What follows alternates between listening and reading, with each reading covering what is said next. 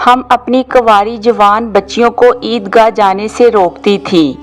پھر ایک عورت آئی اور بنی خلف کے محل میں اتری اور انہوں نے اپنی بہن کے حوالے سے بیان کیا جن کے شوہر نبی کے ساتھ 12 لڑائیوں میں شریک ہوئے تھے اور خود ان کی اپنی بہن اپنے شوہر کے ساتھ 6 جنگوں میں گئی تھی۔ انہوں نے بیان کیا کہ ہم زخمیوں کی مرہم پٹی کیا کرتی تھی اور مریضوں کی خبرگیری بھی کرتی تھی۔ میری بہن نے ایک مرتبہ نبی سے پوچھا اگر ہم میں سے کسی کے پاس چادر نہ ہو تو کیا اس کے لیے اس میں کوئی حرج ہے کہ وہ نماز عید کے لیے باہر نہ نکلے؟ آپ نے فرمایا اس کی ساتھی عورت کو چاہیے کہ اپنی چادر کا کچھ حصہ اسے بھی اڑا دے، پھر وہ خیر کے موقع میں اور مسلمانوں کی دعاؤں میں شریک ہوں، یعنی عیدگاہ جائیں۔ پھر جب ام عطیہ آئی تو میں نے ان سے بھی یہی سوال کیا۔ انہوں نے فرمایا میرا باپ آپ پر فدا ہو۔ ہاں آپ نے یہ فرمایا تھا، اور ام عطیہ جب بھی ان حضرت کا ذکر کرتی تو یہ ضرور فرماتی کہ میرا باپ آپ پر فدا ہو۔ انہوں نے کہا میں نے آپ کو یہ کہتے ہوئے سنا تھا کہ جوان لڑکیاں، پردہ والیاں اور حائضہ عورتیں بھی باہر نکلیں اور موقع خیر میں اور مسلمانوں کی دعاؤں میں شریک ہوں، اور حائضہ عورت جائے نماز سے دور رہے۔ حفصہ کہتی ہیں میں نے پوچھا کیا حائضہ بھی؟ تو انہوں نے فرمایا کہ وہ عرفات میں اور فلاں فلاں جگہ نہیں جاتی، یعنی جب وہ ان جملہ مقدس مقامات میں جاتی ہیں تو پھر عیدگاہ میں کیوں نہ جائیں؟ صحیح بخاری حدیث نمبر 324۔ فاطمہ بنت ابی حبیش رضی اللہ عنہا نے نبی سے پوچھا کہ مجھے استحاضہ کا خون آتا ہے اور میں پاک نہیں ہو پاتی تو کیا میں نماز چھوڑ دیا کروں؟ آپ نے فرمایا نہیں، یہ تو ایک رگ کا خون ہے، ہاں اتنے دنوں میں نماز ضرور چھوڑ دیا کر جن میں اس بیماری سے پہلے تمہیں حیض آیا کرتا تھا، پھر غسل کر کے نماز پڑھا کر۔ صحیح بخاری حدیث نمبر 325۔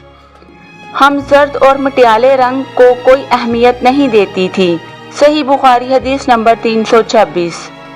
جو ان حضرت صلی اللہ علیہ وآلہ وسلم کی بیوی ہے کہ ام حبیبہ 7 سال تک مستحاضہ رہیں۔ انہوں نے نبی کریم سے اس کے بارے میں پوچھا تو آپ نے انہیں غسل کرنے کا حکم دیا اور فرمایا کہ یہ رگ کی وجہ سے بیماری ہے، پس ام حبیبہ ہر نماز کے لیے غسل کرتی تھی۔ صحیح بخاری حدیث نمبر 327۔ انہوں نے رسول کریم سے کہا کہ حضور صفیہ بنت حی کو حج میں حیض آ گیا، شاید کہ وہ ہمیں روکیں گی، کیا انہوں نے تمہارے ساتھ طواف زیارت نہیں کیا؟ عورتوں نے جواب دیا کہ کر لیا ہے۔ آپ نے اس پر فرمایا کہ پھر نکلو۔ صحیح بخاری حدیث نمبر 328۔ حائضہ کے لیے جبکہ اس نے طواف افاضہ کر لیا ہو رخصت ہے کہ وہ گھر جائے اور طواف وداع کے لیے نہ رکی رہے۔ صحیح بخاری حدیث نمبر 329۔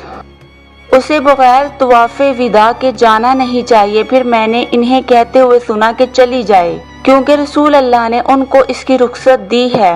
صحیح بخاری حدیث نمبر 330۔ نبی کریم نے فرمایا کہ جب حیض کا زمانہ آئے تو نماز چھوڑ دے، اور جب یہ زمانہ گزر جائے تو خون کو دھو اور نماز پڑھ۔